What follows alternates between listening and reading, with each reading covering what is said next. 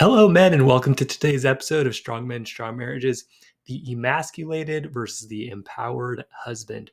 So, a lot of guys will come to me telling me that they feel emasculated in their marriage, that they feel powerless, they feel like they're not the leader, their wife's kind of the leader. So, today we're going to talk about how to get out of that and how you can start feeling empowered again. Feeling empowered, it feels so much better and it's a lot more attractive. So, my name is Mike Frazier, MD. I'm a psychiatrist and marriage coach, and I help high achieving Christian men have more intimate marriages. So, talking about some guys in our program, some weekly wins. These are guys in our program, Strong Men, Strong Marriages. Wives they've been missing and longing to be with their husbands when they're away. So, this is amazing, right? That a wife can get to where she really wants to be with her husband when before maybe she didn't even want to see him. This can happen. You're going to have men are having more openness and connection than at least in a year. In over a year, they haven't had this level of connection and intimacy.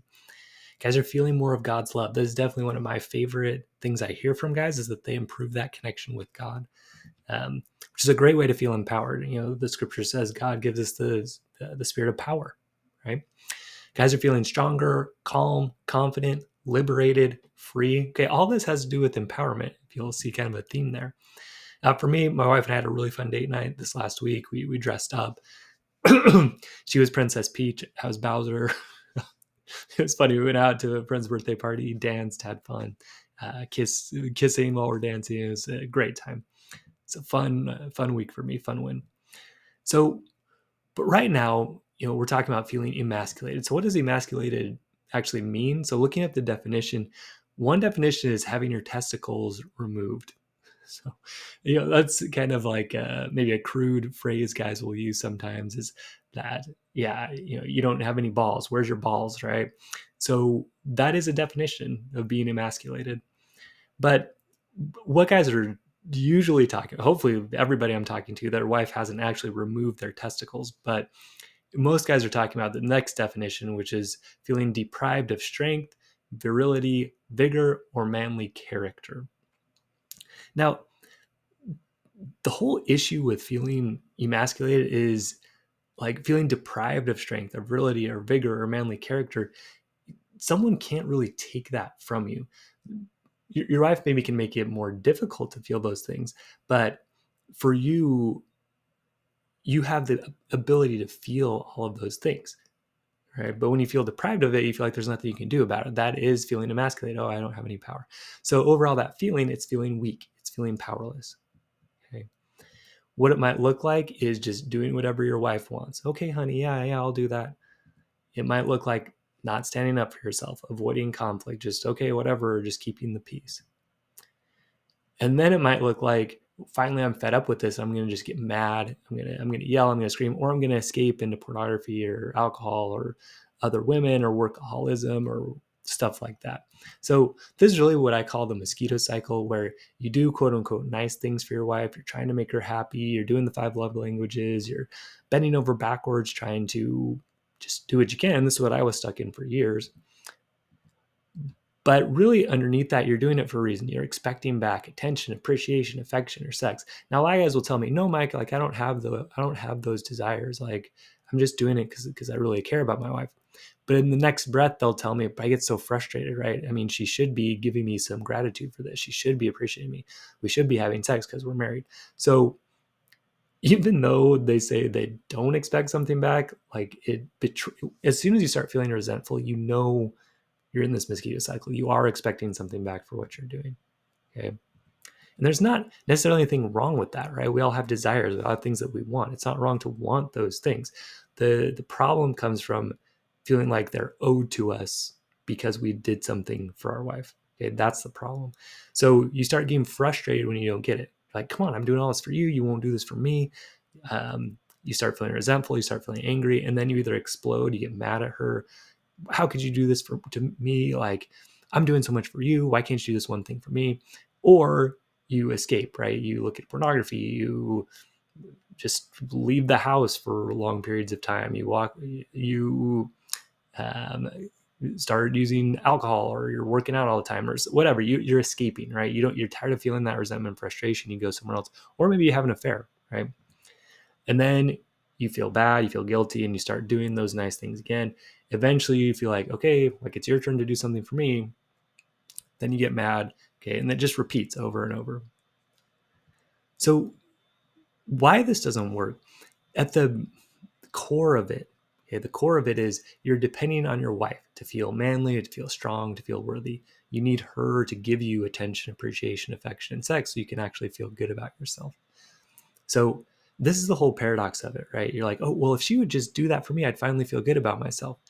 Versus if you can start with feeling good about yourself, that's when she'll give you attention, appreciation, affection, and sex. So that's the paradox of this, but it's the truth.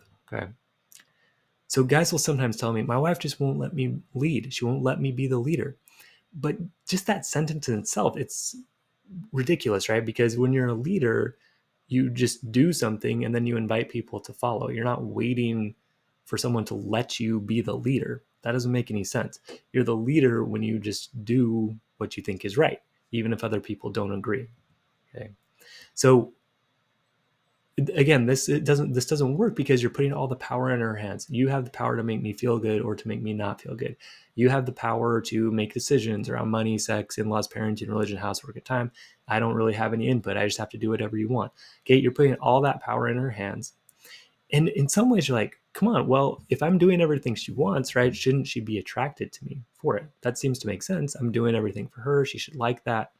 Okay. Unfortunately, it doesn't work that way, right? You're feeling weak, you're feeling powerless, and then feeling resentful and angry when you don't get what you want from her. First of all, none of those feel good. Feeling powerless, feeling weak, they feel terrible. And then getting resentful and angry also doesn't feel especially good. And they're all pushing your wife away. Okay. So what do you do instead? What you need to do instead is to become strong and empowered. It sounds simple to say, but so how do you do it? So first thing you need to do is focus on what you can control instead of what you cannot control. You cannot control if your wife is giving you attention, appreciation, affection, or sex. The more you try to get that, control that, the less empowered you're going to feel. The more you try to change her mind, the less empowered you're going to feel because you don't have control over it. And then you're like, come on, I tried, nothing's working, there's nothing I can do. Okay, so instead you need to focus on what you can, what is within your control, right? So for example, that might be managing your own thoughts and emotions, choosing what you're going to do and not do, asking for what you want, setting boundaries, saying no sometimes. Okay, when you start focusing on what you can control, all of a sudden you feel very empowered because you can control it. And here's a hint: if it has to do with you, you have control over that. If it has to do with someone else, you don't have direct control over that. Okay. The other thing you do is be a leader. What does being a leader mean? It means doing what you believe is right and best, even if she does not agree. So some guys, a lot of times, guys will come and say they want to join the program, but their wife doesn't want them to. And so then they don't. Is that being a leader? It's not, right? It's asking permission. It's not wanting to rock the boat. It's getting upset versus saying, no, like this is what I believe is right and best. I'm going to do it and sticking to that. Sometimes wives are upset at first, but when you start becoming the type of man that she is attracted to and you start feeling better, you know it's worth it. It does take a leap of faith to do it. But it's not just joining the program. That's just an example. Like with church, maybe your wife doesn't really want you to go to a certain church, but you believe that's best. Okay, do it anyway. That's being a leader. That's within your control. You're trying to control making her happy or liking you, which is out of your control. And the more you try to do it, the less attractive you are. Okay, so instead, decide this is what I believe is right and best, and you go for it. You do it. Okay, that's being a leader. It feels better, it's empowered, and it's more attractive. Okay, it's counterintuitive, but this is how it is. Another thing you can do is start asking for what you want. Okay, feeling empowered means you can identify what you want and ask people for it. Okay, that's much more empowered than saying, oh, well, hopefully if I do this, eventually she'll do what I want. Instead, just start asking for what you want. Also start saying no when it's appropriate to say no. Okay, this is one of the big differences between a guy who's empowered and not. A guy who's not empowered, he will just, whatever people ask him, he'll do. He's a yes man, right? That man's not empowered because other people basically control his time and they control his thoughts and they control what he's doing, right? So that guy can't really be empowered. A guy that is empowered will say no sometimes because he's on a course in his life And so he's going to say, that doesn't really square with what I want, so I'm not doing it. Okay, that's empowered. It's strong. The other thing an empowered guy will do will be actually to call attention to some of her problematic behaviors in a marriage. So if your wife is yelling and screaming at you, you can say, that's not appropriate, I'm leaving. Right? If your wife has a pattern of, I don't know, with money, overspending, okay, calling attention to that. Okay? With parenting, maybe she's doing things with parenting that are going to be damaging long term. Bring it up to her. Okay? This is what an empowered guy does. He will call attention to problematic behaviors, where the emasculated guy will not, right? Because he's afraid. He's afraid his wife's going to get mad at him or not listen, so he doesn't even bring it up. Okay? He feels powerless. All right. So why does this work? This works because when you step into empowerment, you feel empowered, right? You feel strong. When you start deciding, okay, well, I can't really control my wife's doing, but I can control knowing and believing what I believe is best and then going for that. Okay, you feel strong.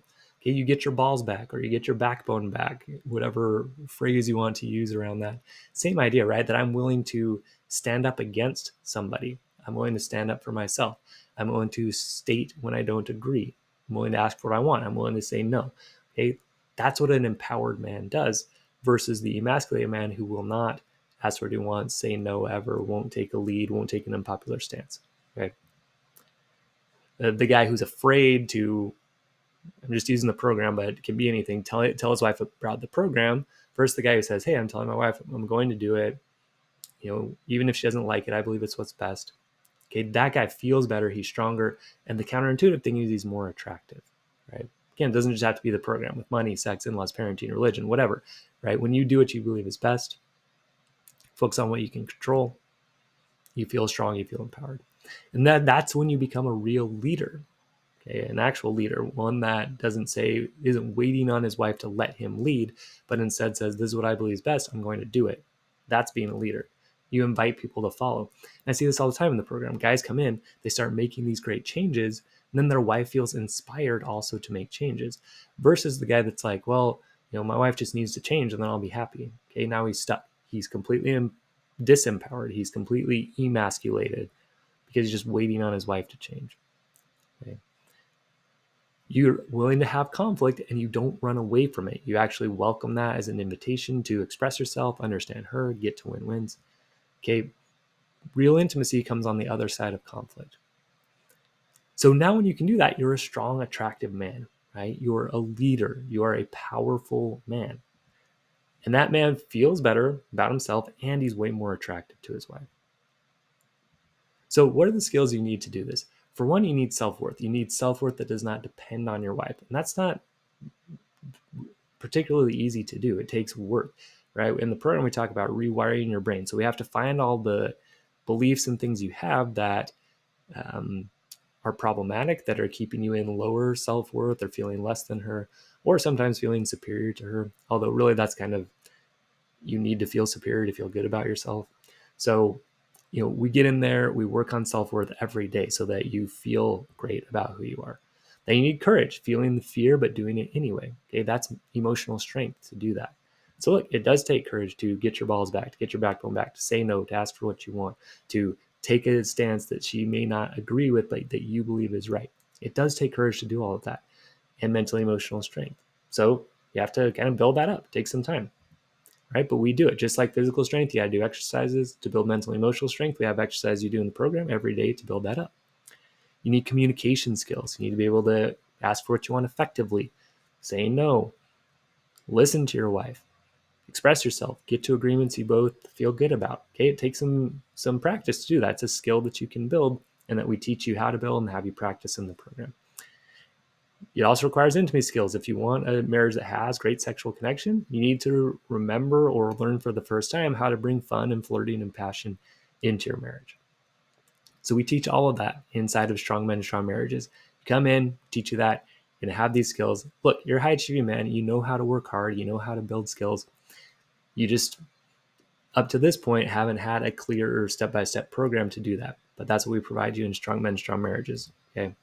So again, you're used to doing this in sports, in your work, or whatever. You're used to having a program, sticking to it, building strength with your body, right? Sticking to a program, building strength. Here, just building relationship skills, mental and emotional, spiritual, sexual strength. Okay. We have certain activities, exercise you do to build those strengths and build those skills. So you come in and do it, and you are a stronger, more attractive man. So come join us in Strong Men, Strong Marriages. Visit strongmenstrongmarriages.com or click the link in the show notes. Also, if you're in the emails, you'll get an email that that gives you that information. So again, visit strongmenstrongmarriages.com. Be a strong man, make a decision, come join us. All right, stay strong, men, and we'll see you next episode.